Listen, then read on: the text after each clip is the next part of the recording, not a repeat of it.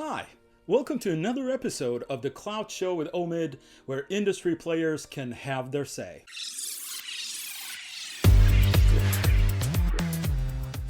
Cloud security, cybersecurity, infosec, call it what you want.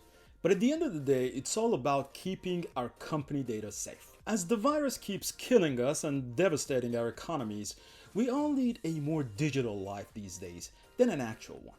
And this is precisely why cybersecurity is an even more pressing issue today than it ever was. Whether you like it or not, you and your employees are up in the cloud a few times a day. Checking email, video conferencing, even watching Netflix. Yeah, like I said, we are in the cloud a lot. Our love-hate relationship with cloud security continued throughout the years. Initially, all the server-hugging IT managers panicked and thought it didn't really make sense to have your servers outside of your building. And then folks began to love the cloud as service providers excelled at showing off their highly maintained data centers. And then reports of massive breaches surfaced, and everybody hated the cloud again. And now, all of a sudden, cloud is a godsend again. To explore what's going on, I reached out to some of the top minds in the industry. First, I asked Standard Chartered's Dr. Oskaya to weigh in on managing enterprise security in a COVID-hit world. It's all about the changing mindset. So it was, people used to go to the office. In the office, you have a desktop or laptop, you are connected to a corporate location, all the security, you have physical security guards. All we had to tell employees, hey, you know what, have clear desk policy, lock your confidential stuff, ensure you lock your drawers, ensure you lock your PC. From that, we went to an environment that you can be at the moment at Starbucks, or you could be at home, or you could be using your neighbor's Wi-Fi, or you might be connecting with your own device to your corporations. Of course, first we had to find how we can connect these people to work, because during lockdown, nobody could go out. So VPN, easy solution, but did he have enough license? Or did he have a corporate device, like laptop? If not, how are you gonna, even if you install the VPN in your home PC, it's not gonna work because you don't have the configuration settings. Let's say you fix that, then you had bandwidth issues. And besides that, phishing, you could just ask someone, hey, did you see this email? Or, all this news which is happening. So people are more likely to click when they see, the immunization has been found, flash news. People will be social engineered. They will be forced to click into it. Yes, socially engineered employees who are even more vulnerable today. I'm sure you'd agree that it's no easy feat keeping the enterprise cyber environment safe at a time like this. I asked Mark French what his fellow CISOs have been dealing with. There's so much going on for folks now. They're taking care of their parents, they're taking care of their siblings, they're worried about their jobs. So the focus of what they need to be aware of has diminished because they're just information overloads. The cognitive load, as I like to call it, people can only handle so much. So what ends up happening is a lot of the adversaries recognize that, and they're crafty. This is what they do. And you see more and more instances of like phishing attacks that are targeted towards them. And people have their guard down because they're just not paying as much attention as they were before. So I've seen phishing instances go up. And I would say the other thing that you see is, and it's funny, if you think about the security triad of CIA, it's the A right now that's probably one of the most important things on availability. Because before, everything's in a data center, I've got a desktop, all of a sudden you got a home network, you've got a home machine, and that A, which a lot of security professionals haven't focused in on, has now come to the forefront because all of a sudden, well, I lost my laptop. My kid spilled juice on it. I need to get a laptop to him. I can't work. Now I'm using my home machine because I can't provision and get you access. So all of those things, so you got this perfect storm of focus plus the lack of security teams focused on the availability thing that have caused probably the adversaries to get a little bit of uplift with respect to COVID.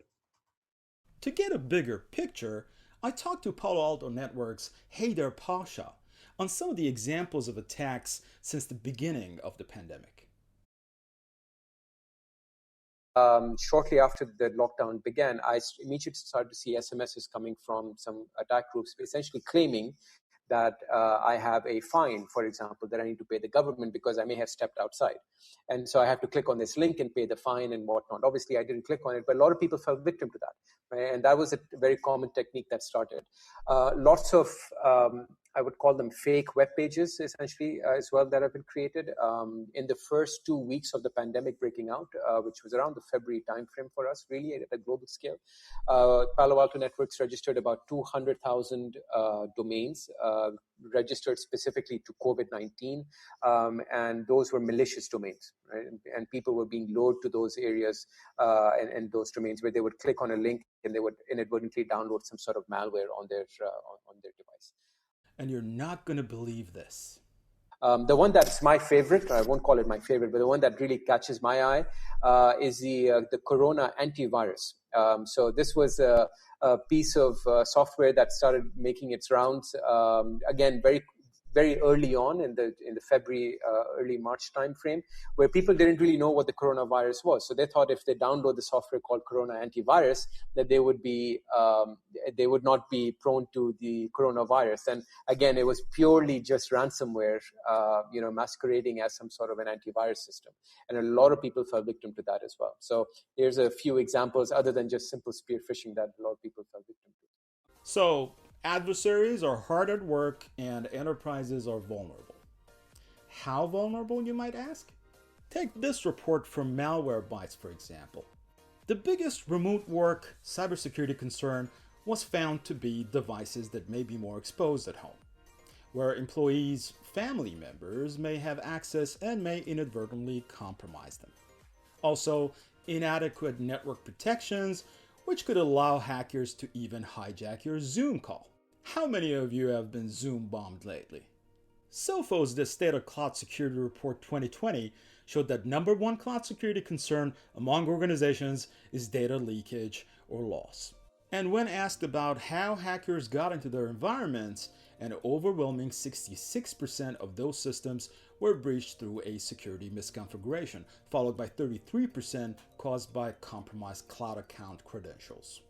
Looking at this report from Security Insiders and ISC Squared, or the Fugue State of Cloud Security, findings are almost exactly the same. Biggest cloud security threats are again misconfiguration and unauthorized access. Now the question is this an employee distraction issue? Is this a training issue? Does it have to do with too many products and APIs? Well, it's probably a combination of all.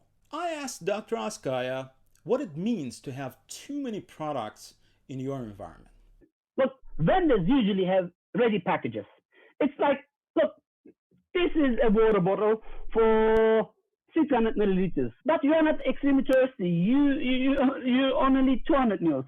I don't care. That's what you have. Ready package. You either buy it all or sorry, no water. Look, with security products, there are so many, for example.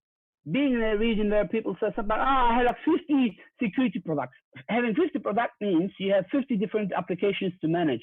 You have 50 different configurations to manage. You have 50 different patches to manage, right? Because it's made by humans, it's going to be patched, it's going to be updated. And if not, ransomware. People are going to find it, they're going to attack you. So please don't just blindly sign. Look at what has been sold and look how it will work with you. See if it's going to fit into your organization. Honestly, I'm happy with my vendors, with our vendors, but I'm not just always getting the full package. I try to get what I want. And why do I know that? I work for a vendor. So this made me wonder. In an ideal cybersecurity world, 50 vendors should be able to work perfectly with each other, and we should be more secure as a result. But our world is far from perfect. And I needed Mark French to remind me of that when I asked him, is the enterprise cybersecurity ecosystem ready to take care of organizations' immediate needs? No. How's that for a straight up answer? Yeah. So there's movement, let's be honest. But the reality of it is that they're just not interoperable. So what ends up happening is most teams have to try to stitch together something.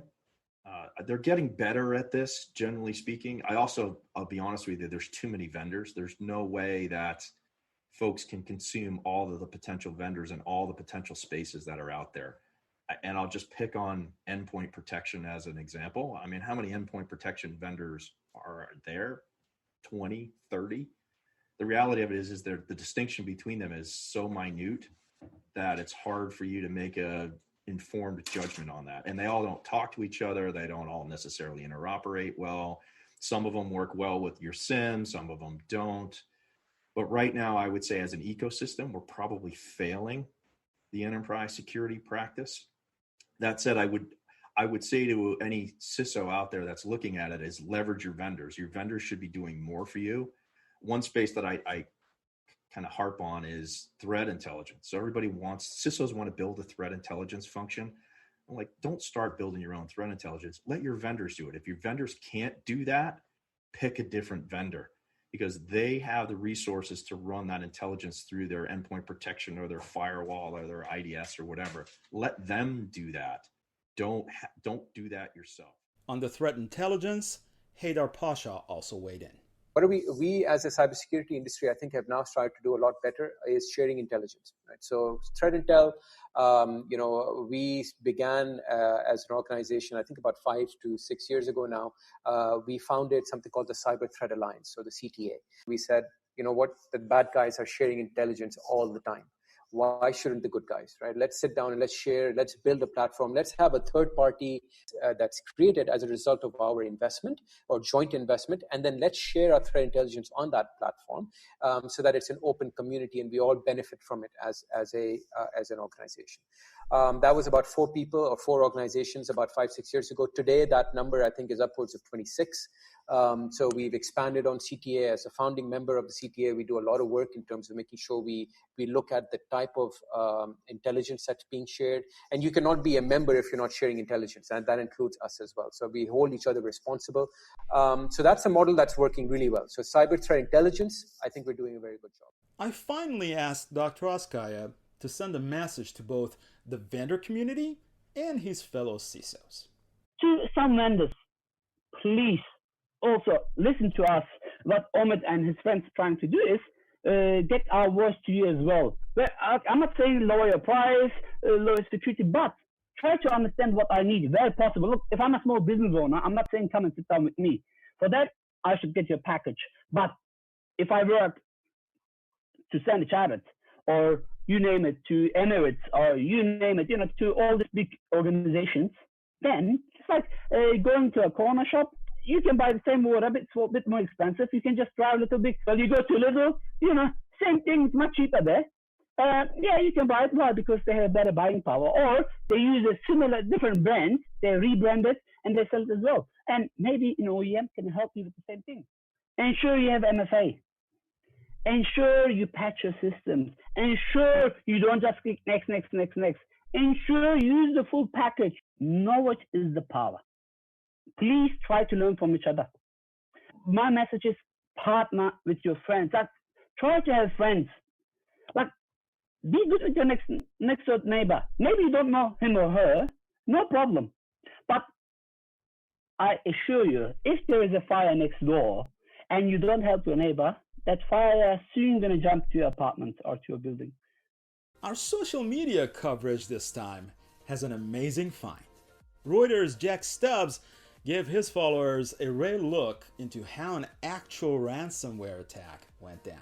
A US travel management firm was hit with a ransomware, and they ended up paying $4.5 million worth of Bitcoin to the attackers.